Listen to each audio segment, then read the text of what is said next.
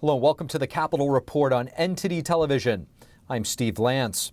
President Biden, who's prided himself for riding Amtrak during his decades as senator, visits a rail tunnel today to tout infrastructure money. This as the DOJ plans to brief lawmakers on classified documents. NTD's Iris Tao brings us more. Traveling to Baltimore on Monday, President Biden housed the bipartisan infrastructure law funding, which he says will help to replace this 150-year-old rail tunnel right behind me. Through the infrastructure law, we're going to invest over $4 billion to replace the existing Baltimore and Potomac tunnel. Over 2,200 trains run on this corridor every single day. The event marks the first of two and is many days focused on touting the benefits of legislation. On Tuesday, Biden's traveling to New York to talk about another major investment in a rail tunnel under the Hudson River. And Biden saying these projects will bring jobs and more. We have to have the best economy in the world. You have to have the best infrastructure in the world. This is going to be a game changer for the environment as well. We can expect to hear plenty more from Biden as he gears up for the potential 2024 re-election bid. And his attention on legislative achievements comes as grappling with the fallout of the classified documents found at his home and office. The Department of Justice just sent a letter this weekend to the Senate Intelligence Committee, saying it's actively working to brief lawmakers on the potential national security risks posed by both Biden and Trump's classified documents. And lawmakers on both sides of the aisle, including the leaders of the Senate Intelligence Committee, are demanding access to Biden and Trump's documents. Well, our job is to make sure there's not an intelligence compromise. Well, I don't know how congressional oversight on the documents, actually knowing what they are, in any way impedes an investigation. These are probably materials we already have access to. We just don't know which ones they are. Meanwhile, Biden is also gearing up for his second State of the Union speech scheduled for next Tuesday. He's expected to highlight his legislative wins in the past 2 years while seeking to create a contrast with the GOP. Reporting from Baltimore, Maryland, Iris Tao, NTD News. And the president will meet with House Speaker Kevin McCarthy this Wednesday. The two still far apart on how to handle the looming debt ceiling and a growing list of Senate Republicans now speaking out. NTD's Melina Wisecup joins us with more. Melina, please tell us about what this group of senators had to say. 24 Republican senators, which is close to half of all Republican senators, are speaking out about the debt. They sent a letter to President Biden expressing outright opposition to raising the national debt without it being accompanied by what they call real structural reforms. This group says their strict position is that by whatever amount the debt is raised by, there should be spending cuts elsewhere. Now, in the areas that they're pointing to as quote-unquote wasteful spending are things such as more funding for the IRS, funding for efforts to quote-unquote police speech, and funneling more money into programs that were meant for pandemic recovery. Now, several of the members who are taking this position are those who split with Republican Senate leadership and criticized leadership as well as other Republicans for cutting a deal on that $1.7 trillion omnibus spending package just before Christmas. Notably missing from this letter is Senate Minority Leader Mitch McConnell, as well as others in leadership. McConnell, we asked him last week if he believes that this strong arm effort that House Republicans are making in trying to force these spending cuts is necessary. He declined to specifically say whether or not he believes they're necessary, but he did say that he feels like this is a good time for discussion around spending. McConnell says he's taking a back seat to the issue and ultimately leaving these debt ceiling talks up to President Biden and Speaker McCarthy. Find the compromise and find the common sense compromise that puts us back onto a balanced budget. McCarthy says cutting programs like Social Security and Medicare is off the table. So far, House Republicans have not given an official plan for these spending cuts.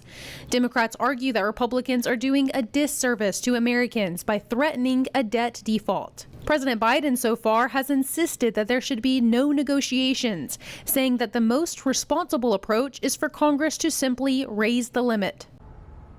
This June is expected to be the time when the Treasury will have exhausted its tools that it's using now to stay under that debt limit cap, by which time lawmakers must reach a consensus for raising the debt to avoid an economic catastrophe caused by an unprecedented debt default.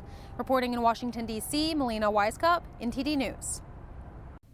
Melina Weiskup reporting. Former President Trump is back on the campaign trail, kicking off his 2024 campaign in New Hampshire and South Carolina on Saturday. We need a fighter who can stand up to the left, who can stand up to the swamp, stand up to the media, stand up to the deep state. Am I allowed to say stand up to the rhinos, too? I think we can say that. I think we can say that. Stand up to the globalists and China and stand up for America. Trump made his first appearance in Salem, New Hampshire, to speak at the GOP's annual winter meeting. There he announced the senior advisor for his campaign in the state, Stephen Stepanek, the outgoing chairman of the New Hampshire GOP. Trump then headed to South Carolina Saturday afternoon to a rally at the state capitol. The former president unveiled his South Carolina leadership team, which includes South Carolina Governor Henry McMaster and Senator Lindsey Graham. As the former president gears up for what is anticipated to be a hard-fought primary, his toughest opponent will likely be Florida Governor Ron DeSantis. That is, if the governor decides to throw his hat in the ring, which many think he will. To assess next, we're happy to have former senior advisor and counsel to former President Trump, Jenna Ellis. Jenna Ellis, thank you so much for joining us. Thanks so much for having me. Jenna, former President Trump kicked off his 2024 presidential campaign over the weekend with a stop in New Hampshire and South Carolina.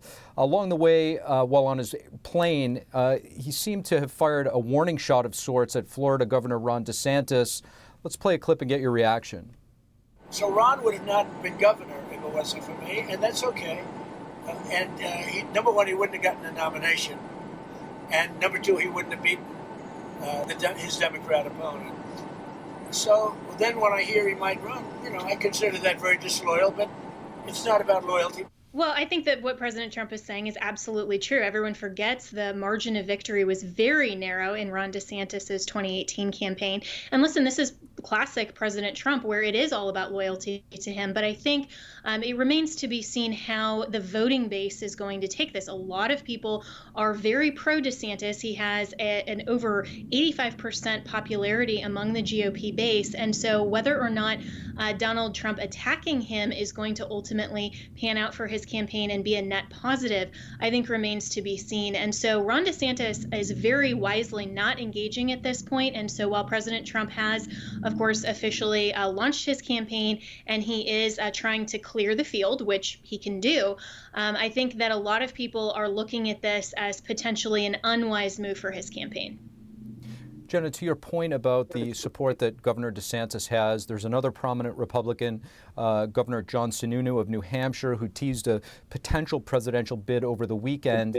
The possible field seems to be mounting. Is there a concern that Republicans might cause more damage to themselves in the primary? I don't think so. I mean, in 2016, we had a wide field of 18 or 19 candidates initially on stage. And of course, Donald Trump led that pack. I think that he's leading the pack now. And it's going to come down to just him and Ron DeSantis. I think anyone else is so below the margin of approval rating and support that really the weight is behind these two. And I think that's why Donald Trump is specifically going after Ron DeSantis and trying to preempt him from even entering the race. And that's probably a smart move. But at the same time, we know that Ron DeSantis and his advisors are very seriously considering a presidential run. And this is very different than 2016. At that time, Donald Trump had just promises to run on. Now he has an actual track record, and that cuts both ways because he does have promises made, promises kept. He was the best president of my lifetime, but he also now has some net negatives, and his campaign is going to ultimately have to review how they're going to message that with the COVID vaccines and some other things. And I think that attacking Ron DeSantis for not opening Florida soon enough is not really the best advice that people can give Donald Trump who support his campaign. To your point about former President Trump and DeSantis being leaders of the pack, typically, when you're leading the pack, you're going to come under more fire. Sununu, in his gubernatorial inaugural speech earlier in the month, seemed to take a swipe at Florida Governor Ron DeSantis' stance against woke corporations like Disney and others. Let's play a clip. And just because I may not like something or agree with what you might have said doesn't mean it needs to be fixed. I sure as heck don't like what every business might do. I might not like what every mayor does or what every school or school district does. But they're accountable to their own voters. They're accountable to their local constituents. And at last I checked, people don't need politicians or corporate boardrooms telling them what is right and what is wrong.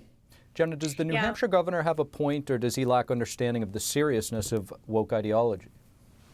Well, woke ideology is absolutely serious, and I think that we need to combat that, but we always have to make sure as conservatives we're doing that within the margins of the Constitution. Now, I've been a very vocal advocate for staying within the margins of the Constitution and calling out Ron DeSantis for his what I consider First Amendment retaliation against Disney for exercising its constitutionally protected speech. And of course, Ron DeSantis isn't specifically answering those types of questions. He just has the tagline, "Go woke, go broke." And while that may curry a lot of favor among the GOP base, for more cooler heads, they're going to consider whether or not this is really a good idea to take to the federal level and into the White House, when really it's exercising authority and weaponizing state agencies outside the margins of the Constitution that we wouldn't agree with if it was a Democrat doing the same thing against a corporation exercising its free speech, for example, in the state of New York or California. So I do think that Ron DeSantis is going to have to answer to this bigger than just the cheers of the GOP base, but actually show why it is constitutional. And I would be all ears for that type of argument, but I haven't seen him lay that out. Jenna Ellis, really appreciate your perspective. Thank you. Thanks so much. Could COVID-19 benefits have been misused? Thousands of federal workers reportedly applied for and received COVID-related unemployment benefits while still on the clock. This is according to Republican Senator Joni Ernst. The senator said in a statement today, quote, "Staff from numerous government agencies, including the IRS, TSA, FEMA, the U.S. Postal Service, Amtrak, and the Secret Service, have been detected receiving jobless benefits while also being on the federal government's payroll." She added that some of them were even paid overtime at the same time they were claiming to have lost wages due to the pandemic.